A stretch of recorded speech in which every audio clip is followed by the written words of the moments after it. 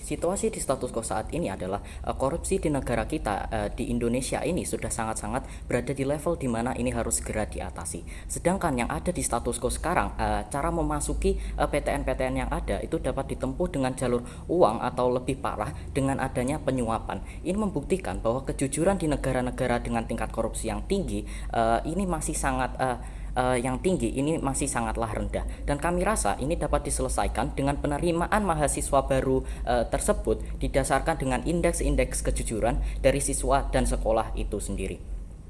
Masalah yang ada di status quo saat ini adalah adanya mahasiswa yang menggunakan uang maupun dengan menggunakan jasa seperti jasa joki untuk memasuki PTN-PTN tertentu yang ia ingin masuki. Maksud dari kami di sini adalah kami ingin para calon mahasiswa baru ini akan masuk ke universitas pilihan mereka dengan jalur indeks-indeks dan dari data kejujuran dari sekolah dan pribadi mereka itu sendiri.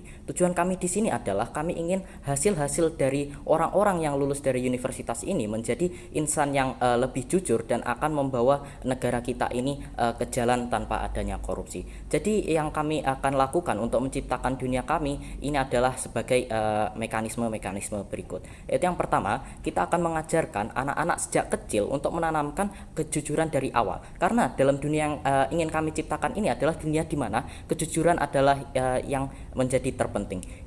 Lalu yang kedua, kita akan menggunakan indeks integritas sekolah dan indeks kejujuran dari siswa ini dari saat ia masih SD hingga ia SMA. Ini dapat menjadi referensi bagaimana sekolah dan kejujuran yang ia miliki selama ia menempuh pendidikan wajib.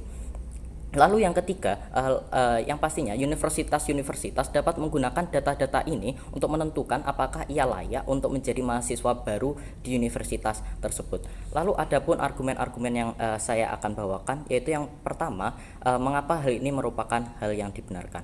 Ini dibenarkan karena ini merupakan hak dari pemerintah itu sendiri. Pemerintah memiliki kontrol atas masyarakatnya. Maksud dari ini adalah pemerintah harus melakukan apa yang dirasa penting untuk membuat negara tersebut lebih baik. Dalam kasus korupsi, kami rasa pemerintah dapat melakukan hal ini memang jika diperlukan.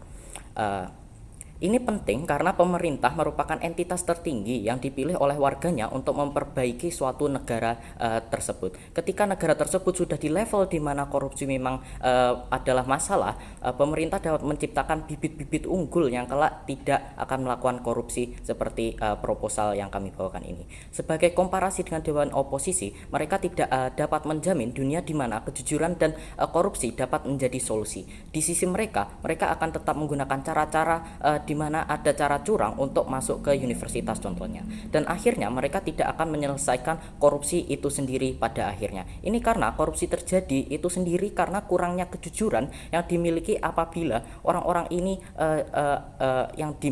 apabila orang-orang ini jujur, kami rasa korupsi itu sendiri tidak akan terjadi. Lalu masuk ke argumen kedua, yaitu mengapa ini akan merubah generasi ke depan yang lebih baik.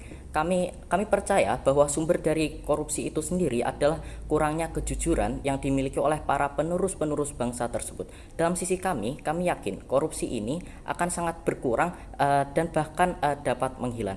Karena jika memang orang-orang yang memasuki universitas ini menginginkan untuk menjadi entitas yang penting ini, mereka sejak kecil akan berpikir bahwa untuk menjadi seperti itu mereka harus memang jujur sejak awal. Ini penting karena kejujuran ini dapat menentukan bagaimana suatu negara akan berjalan pada akhirnya. Jika kejujuran ini tidak ada dalam suatu negara tersebut akan jatuh ke lubang korupsi yang lebih besar dan malah tidak dapat diperbaiki pada akhirnya.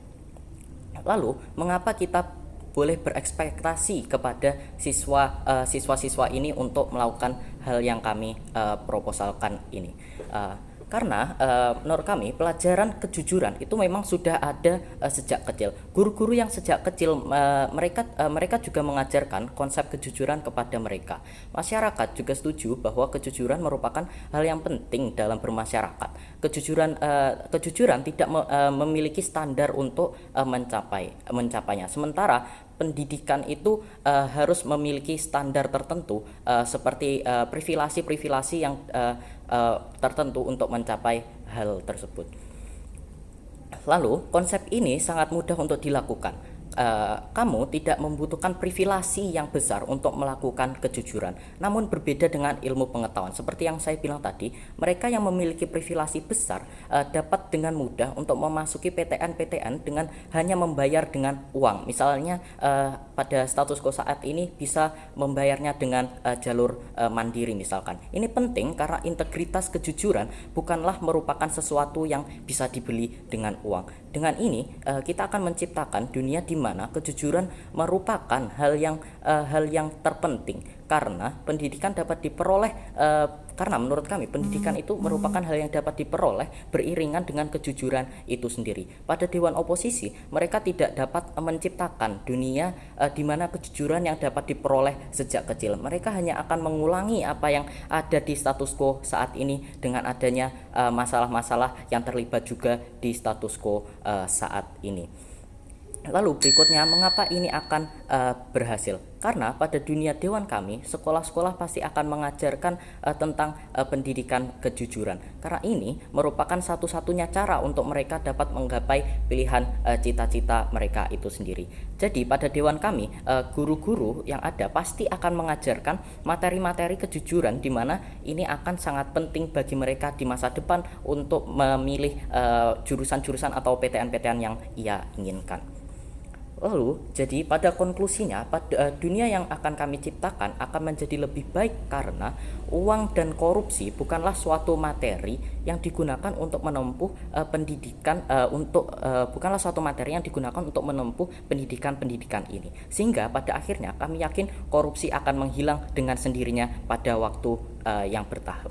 Walaupun jika nanti mereka tetap melakukan korupsi, pada proposal dewan kami, masyarakat akan lebih mengkritik mereka dengan lebih tinggi karena masyarakat akan melihat kepada progres atau bagaimana mereka memperoleh suatu hal tersebut. Bukan seperti di status quo sekarang yang mereka hanya cenderung diam terhadap kasus korupsi yang ada. Jadi itu mengapa kami mendukung MOS ini. Terima kasih.